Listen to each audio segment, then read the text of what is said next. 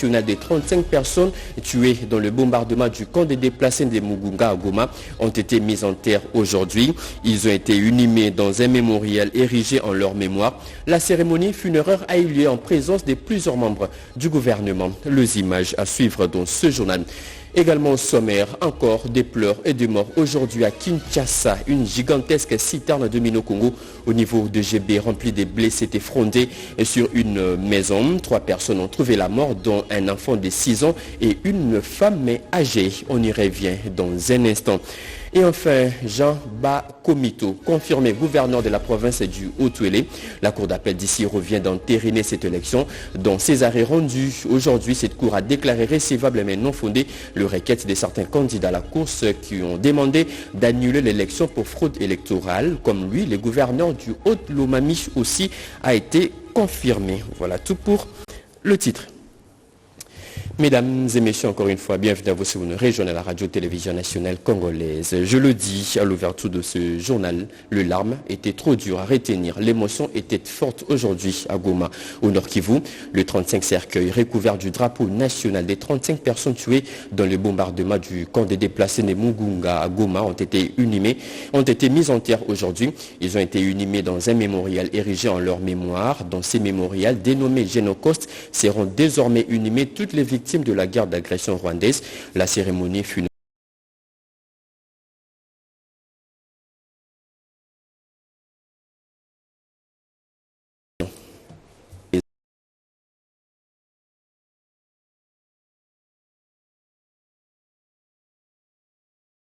de plusieurs membres du gouvernement. Plus de précisions dans nos prochaines éditions.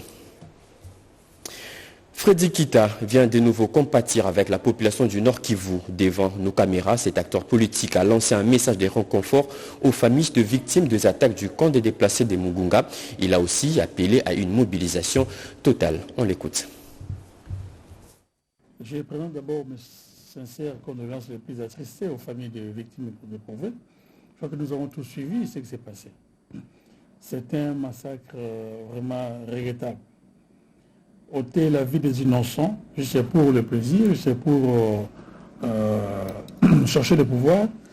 En tout cas, nous condamnons cet acte avec la dernière énergie. Que ces familles qui ont perdu le leur ne se sentent pas seules. Je crois que le président de la République a dépêché une bonne équipe pour s'enquérir des situations et j'en appelle à la conscience de tous, comme je l'ai toujours fait. Nous n'avons qu'un seul pays comme héritage, la République démocratique du Congo, que nos pionniers de l'indépendance nous ont légué.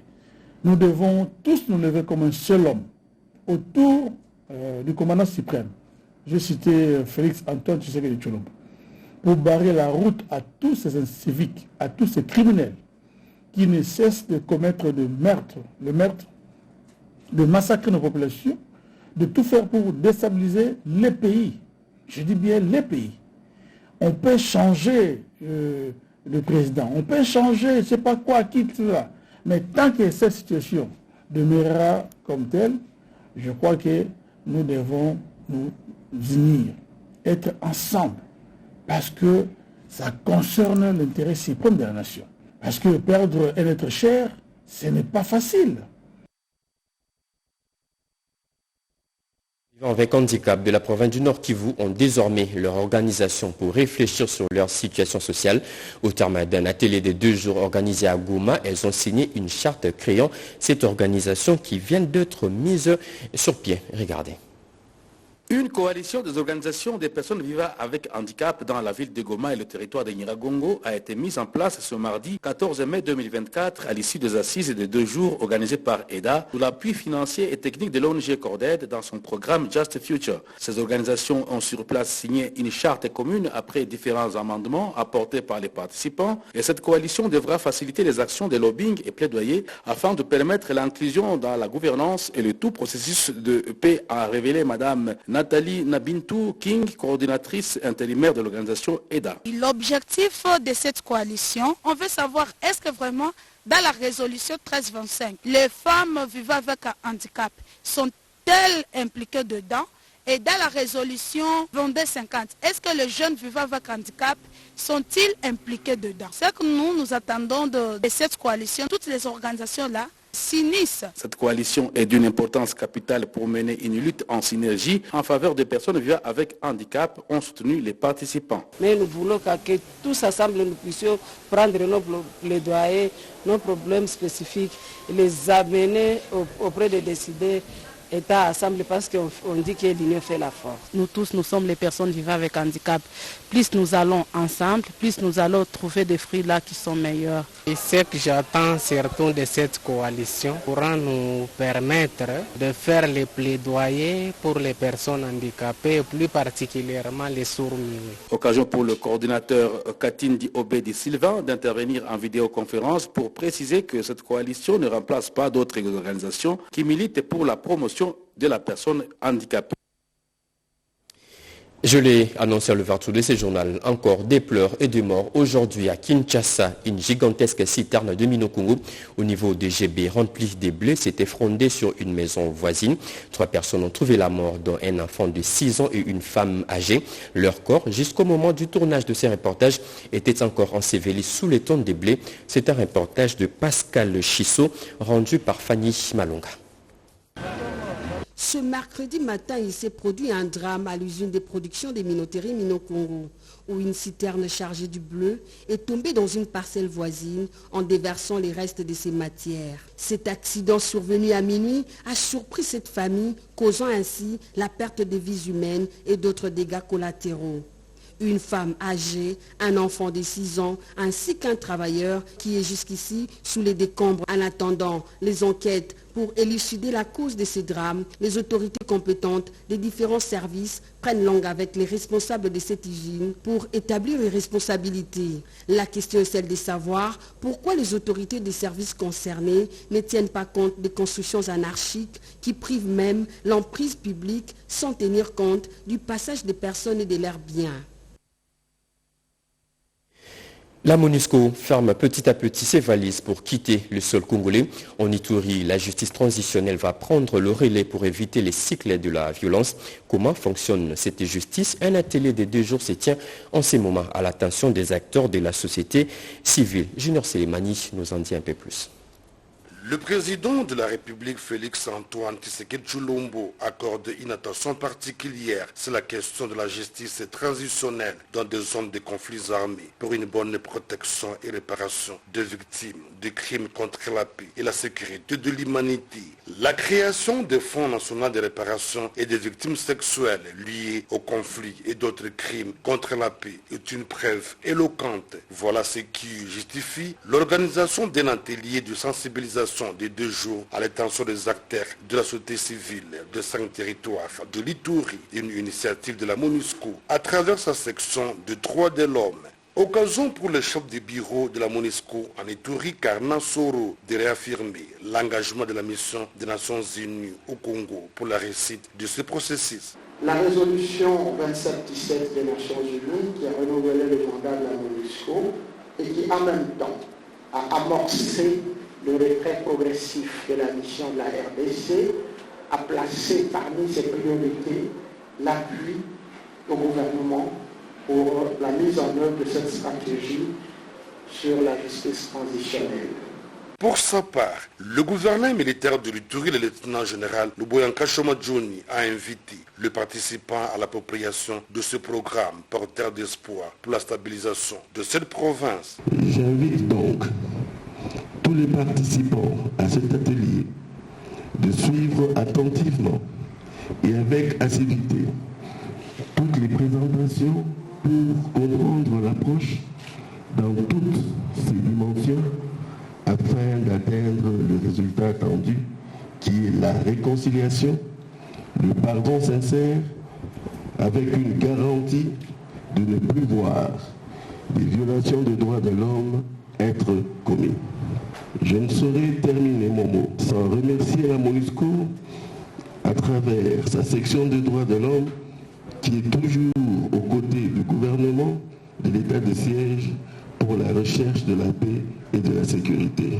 Signalons que des notions liées à la justice transitionnelle et son approche seront débattues au cours de ces travaux pour aider l'Ituri à rompre avec le cycle de la violence. L'Assemblée provinciale du Lualaba et la justice vont dans le tout prochain jour se tenir la main pour la bonne marche de la province. Le président de cette assemblée et le membre du conseil de l'ordre du barreau d'écologie ont pris la décision au cours d'un échange entre les deux parties. Regardez. Ce premier contact entre le barreau d'écologie et l'honorable président de l'Assemblée provinciale du Lualaba, Jean-Marie Kassia Chingambo, a revêtu un caractère de collaboration. Tout d'abord, présenter les civilités, puis solliciter l'accompagnement de cette première institution. Voilà le mobile de la présence du conseil de l'ordre du barreau d'écologie à l'Assemblée provinciale du Lualaba. Le bâtonnier Laurent Bako s'exprime. Nous allons vous accompagner autant faire que ce peut. Il arrive par moment que l'Assemblée provinciale prenne par exemple des élus, mais aussi et surtout votre mission est une mission qui rentre dans l'intimité de la loi. Et nous, tout ce que nous faisons, c'est effectivement scruter aussi tout ce qui se passe dans la loi. Donc, n'hésitez pas de nous associer, nous serons très contents d'être associés justement à ce genre de travail. L'honorable président Jean-Marie Kassia a appelé le barreau à la prise de conscience afin de dire le bon droit. Attention avec votre mission. Votre mission est noble, très noble. Ce que vous devez faire ici, Dieu voit et Dieu acte. Il faut travailler dans l'intérêt d'aider la population. Travaillons dans l'intérêt d'aider notre province. C'est ce que nous voulons. Je suis prêt à collaborer avec vous, je suis très prêt, même à ce qui concerne les élus, vous avez totalement raison, on ne peut pas vous mettre des coups. Il faut une sensibilisation, une exhortation. Cette rencontre s'est ponctuée sur une note de satisfaction. Le commissariat provincial de la police nationale congolaise de la province du Kwilu, doté des nouveaux 2 jeeps, ces dons du gouverneur de la province a été remis au chef de la police au cours d'une cérémonie organisée aux installations du gouvernorat de la province. Le détail dans son reportage. Nous sommes devant le gouvernorat de la province du Kwilu. Il est question ici d'une petite cérémonie mais très significative, marquant la remise officielle des 2 jeeps Pimpanev, marque Toyota, dont du gouvernement central au commissariat provincial de la police nationale congolaise Kwilu, qui dirige le général Angèle Yambonga. C'est le gouverneur ad intérim du Kwilu, Félicien Kiwaïmouadi, qui a remis officiellement le clé des contacts et documents de ces 2 jeeps à la PNC pour ses interventions. En présence de plusieurs hauts placés de la province, le gouverneur Félicien a signalé que cette dotation est le fruit de l'esprit managérial du gouvernement provincial et du bureau d'âge de l'Assemblée provinciale, soutenu grâce au travail de terrain du général Angèle, patron de la PNC Kwilu, qui a réussi à éradiquer le phénomène Kuluna à Bandunduville et a exigé l'utilisation rationnelle de ces engins. Nous demandons au commissaire de la province du Kwilu, ces types sont neufs, utilisation rationnelle. Prenant la parole, la commissaire provinciale de la PNC Kwilu a salué cette volonté du gouvernement de la République et a rassuré l'utilisation efficiente de ces engins roulants.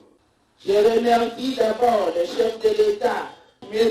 Félix Antoine Tshisekedi Tshilombo. Je remercie également son Excellence, Monsieur le ministre de l'Intérieur et Sécurité, d'avoir songé à notre chère province en la dotant de 2 jeeps pour renforcer nos capacités d'intervention en vue de mieux sécuriser les personnes et leurs biens. Il est à noter que malgré ces gestes du gouvernement central, les besoins de la police Kwilu en mobilité restent si grands et nécessitent un appui efficace. Des jeunes, 100 au total de la province du Kwango, viennent d'être lancés sur le marché de l'emploi. Ils viennent d'être formés comme étant des conducteurs de véhicules par une auto-école de la place, une initiative d'un de nos talibans du coin. Regardez. Une centaine de brevetés en automobile sur le marché de Kenge, l'œuvre de la fondation Jean-Baptiste Ndefousoua Tongi. Selon Sage Kafinga, coordonnateur de cette dernière, 375 candidats ont suivi gratuitement la formation en automobile 5 mois durant. Une première vague d'une centaine venait de recevoir leur brevet entre les mains du promoteur.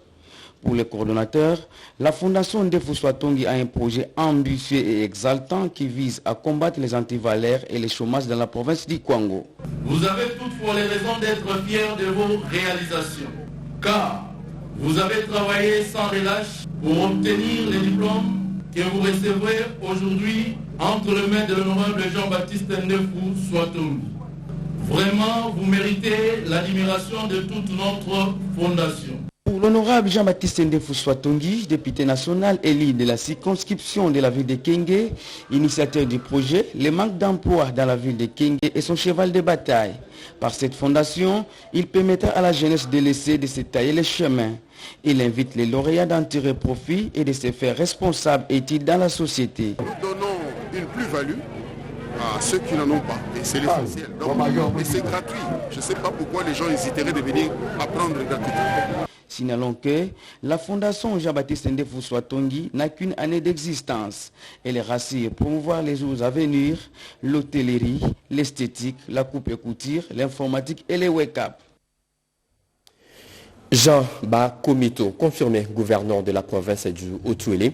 La cour d'appel d'ici revient d'entériner cette décision. Dans ses arrêts rendus aujourd'hui, cette cour a déclaré recevable mais non fondée le requête de certains candidats à la course pour annuler l'élection pour fraude électorale. La décision de la justice a été vivement saluée par la population. Regardez. Les grandes artères de la ville d'Issiro prises d'assaut ce mercredi 15 mai 2024 par les militants de l'ARDC, parti politique dont l'honorable Jean Bakomito Gambou est autorité morale et une foule importante de la population pour célébrer la confirmation de son élection en tant que troisième gouverneur de l'histoire récente de la province du Haut-Uélé pour les 5 prochaines années. C'était à l'issue du verdict de la cour d'appel rendu dans la mi-journée et déclarant les deux requêtes en annulation de cette élection introduite par son challenger, l'honorable Constant Lungambe Mbatanadou. Les Issirois sont donc partagés entre la joie et les immenses défis qui attendent les triples brassards Jean Bakomito Gambou. C'est un sentiment de joie, c'est nos félicitations. Nous savons que le défi est majeur, mais nous pensons que ça ira. Un honneur pour le barreau du Haut-Uélé. Le peuple attend beaucoup.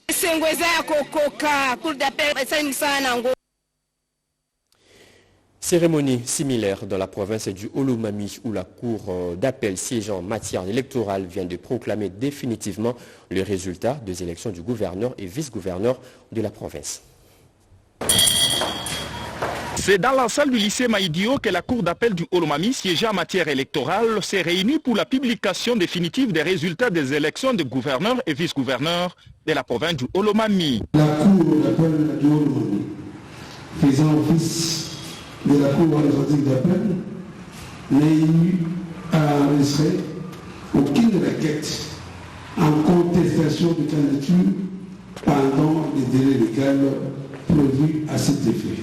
C'est pourquoi la Cour d'appel proclame définitivement élu M. Banza Mouloumé Marmo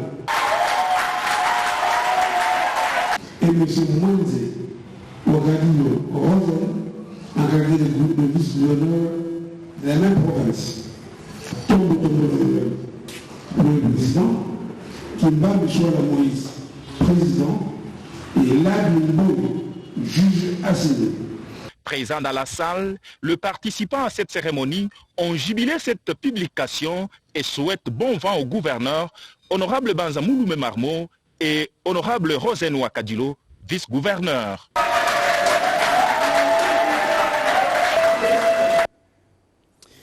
Une école moderne de 12 classes dotée d'une clinique encore en construction à Dilela dans la province du Lualaba. Les travaux touchent déjà à leur fin et les portes de cette école seront ouvertes déjà l'année prochaine.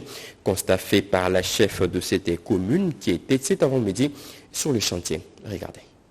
Les travaux de construction de l'école primaire Mangouéji, située sur l'avenue 17 mai, communément appelée Mamakage, dans la commune d'Ilala, se porte à merveille. Constat fait par la bourgmestre de cette municipalité, Françoise Mangouéji, de passage à ce chantier pour s'imprégner de l'évolution de ses travaux. Elle a ainsi bénéficié de l'accueil de quelques administrés et ouvriers avant de visiter les salles de classe, les bureaux administratifs ainsi que les installations sanitaires. C'était un moment pour elle de donner le sens fort de cette initiative. Aujourd'hui, vous construisez une belle école pour nos enfants. Ils ne vous oublieront jamais. Déjà l'année prochaine, les inscriptions vont démarrer. Nous sommes dans la vision du chef de l'État Félix Antoine Tshisekedi en appuyant la gratuité de l'enseignement de base. Comme maman gouverneur Fifi Masuka Saïné nous avait demandé d'être toujours sur terrain, voilà pourquoi nous sommes ici. La population n'a pas tardé de remercier la bourgmestre Françoise Mangouji pour la construction de cette école. Nous remercions la bourgmestre de notre commune d'avoir fait construire cette école. Nous en attendons l'ouverture.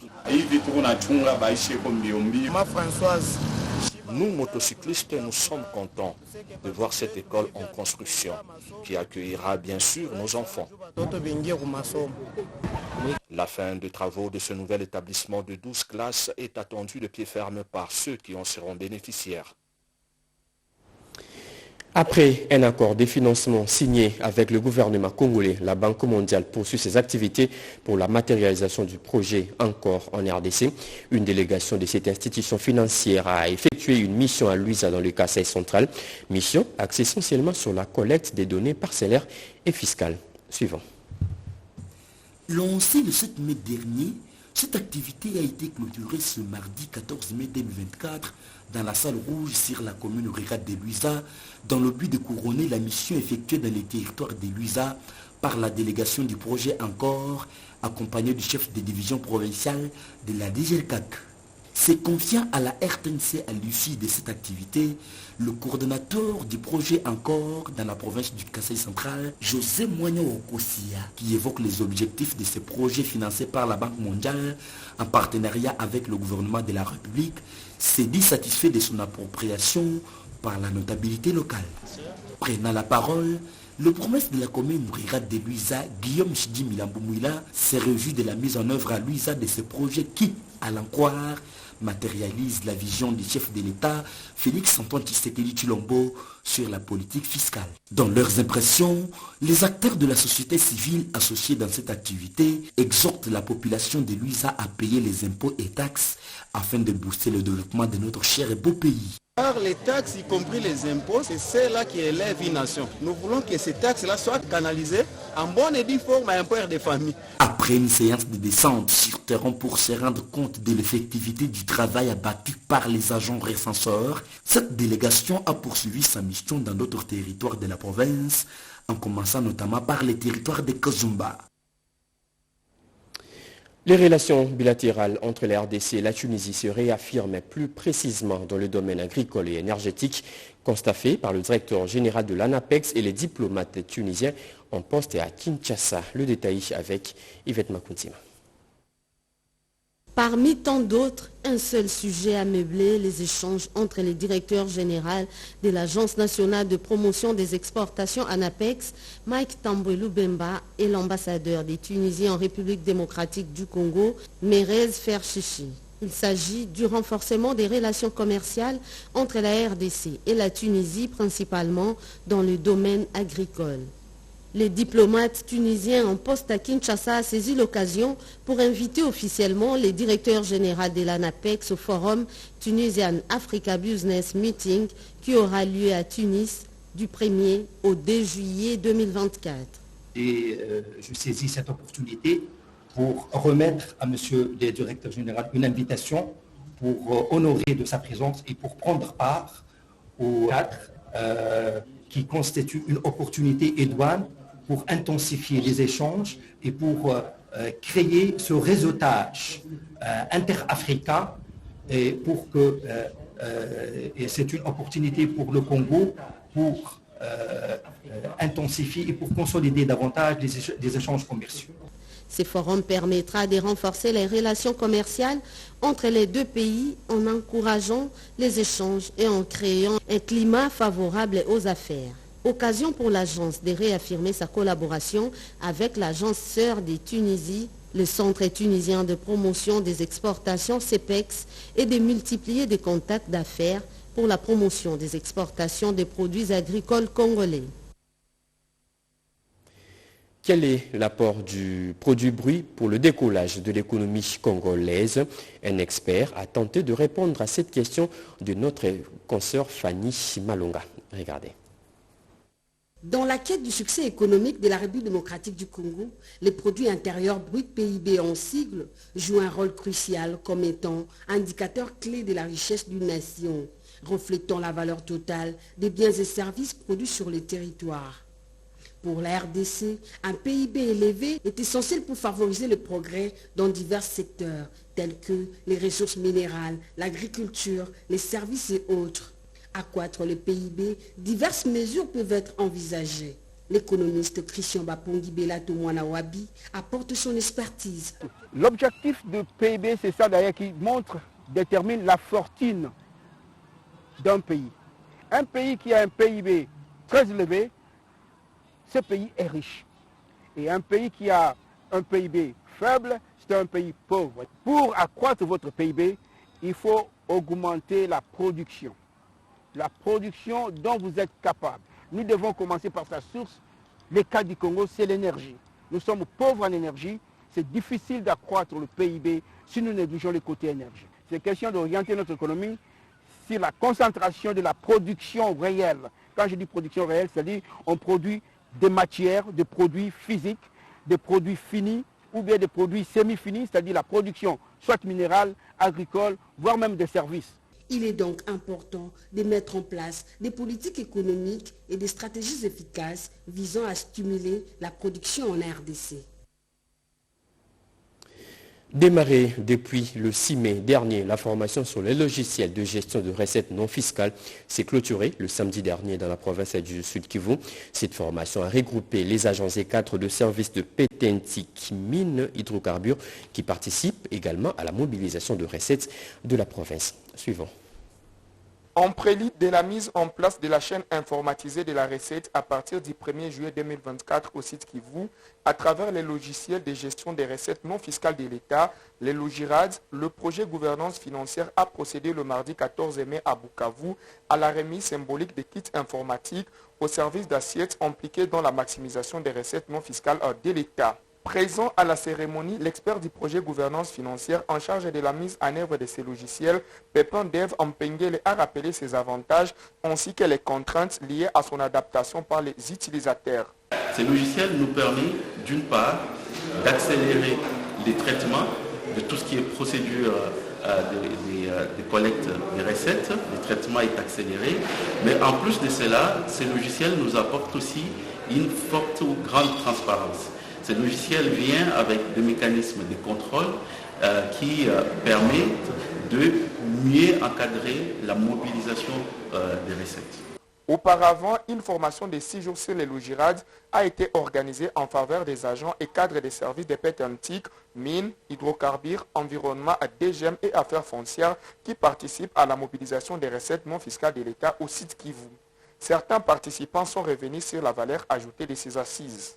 La célérité dans le traitement du dossier, la traçabilité de tout ce qui est constaté, liquidé, renoncé et payé par les contribuables congolais. Le projet gouvernance financière bénéficie de l'appui de l'Union européenne dans le cadre de la mise en place de la chaîne informatisée de la recette à travers les logiciels Logirad. La formation organisée à Bukavu marque également la clôture de la formation du deuxième groupe d'utilisateurs organisés cette année dans les provinces du Sankuru, Lomami, Kasai Oriental, Kasai Central, Maniema et Sud Kivu.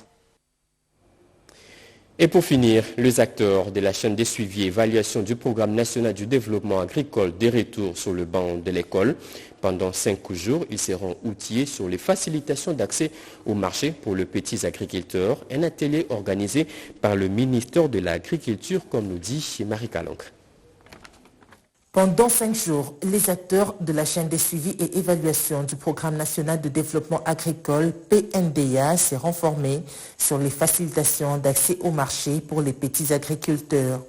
C'est le coordinateur de cette structure, Jean de Dieumbey, qui a procédé à l'ouverture de cet atelier tout en fixant l'auditoire sur les objectifs de ce programme. Car le Congo vit dans un contraste en termes de défis et atouts des agriculteurs, a-t-il précisé. Il y a des terres arables, il y a la possibilité d'avoir des consommateurs de l'autre côté.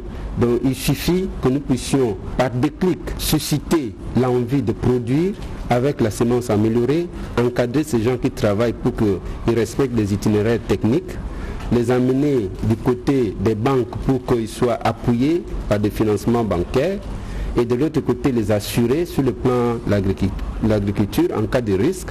Vous allez voir que d'un coup nous allons booster le secteur agricole. La coordonnatrice provinciale du PNDA Kasaï Central, Véronique Bakan, elle a aussi fait mention de l'importance de cet atelier qu'elle considère comme feuille de route. C'est un atelier ici qui nous donne les outils pour pouvoir savoir si nous sommes en train de marcher selon ce qui est prévu et que si nous sommes en train de marcher en allant vers les objectifs qui ont été assignés. Grâce au PNDA, ce programme piloté par le ministère de l'Agriculture, les petits exploitants agricoles vont être appuyés et vont accéder facilement au marché. Ce programme financé par la Banque mondiale est exécuté pour cette première phase en 5 provinces, notamment la province du Kwilu, du Congo central, du Kasaï central et du Nord Kivu.